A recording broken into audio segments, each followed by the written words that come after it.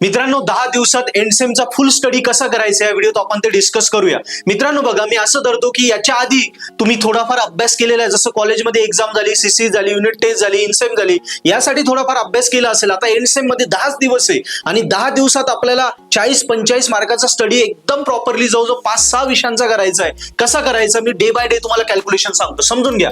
पहिल्या दिवशी आपल्याला डिटेल सिलेबसचा अनालिसिस करायचं, म्हणजे 5-6 विषय समोर ठेवा, काय काय महत्वाचं, काय काय सोपं आहे, काय काय येतं, काय काय नाही, याचा अनालिसिस करून घ्या. हा अनालिसिस तुम्ही टीचर सोबत करू शकता किंवा फ्रेंड सोबत करू शकता. एकदा आयडिया क्लिअर झाली, कुठे जायचंय, रस्ता शोधता येतो, म्हणजे काय काय करायचं याच्यासाठी मी पहिला दिवस दिला आहे. ओके, 10 दिवस आहे, डेली 8 तास अभ्यास कर. 10-8-80 तास आहे तुझ्याकडे. पहिल्या 8 तासात, पहिल्या दिवशी 8 तासात फक्त तुला डिटेल सिलेबसचा अभ्यास करून घ्यायचा आहे.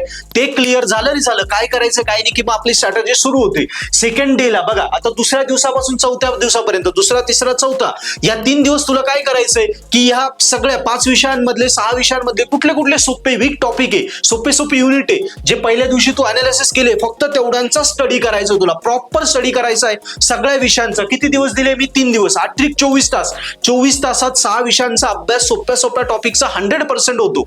यस, आता राहिला तुझा 5वा-6वा दिवस. 5व्या-6व्या दिवशी काय करायचं तुला बघ. आता ह्या 3 दिवसात जो सिलेबस स्टडी केला, याच्या आधी म्हणजे या 10 दिवसांच्या प्लॅनच्या आधी तू कॉलेजमध्ये एक्झाम टाइमला किंवा कॉलेज टाइमला कधीतरी काहीतरी थोडाफार तर अभ्यास करून ठेवला असेल, ते टॉपिक्स इथे ह्या 2 दिवसात 5व्या-6व्या दिवशी रिवाइज करायचे. म्हणजे बघ, इथे 2ऱ्या ते 4थ्या दिवसापर्यंत आपण नवीन टॉपिक केले आणि 5व्या-6व्या दिवशी जे आधी केले ते टॉपिक रिवाइज करून घेतले.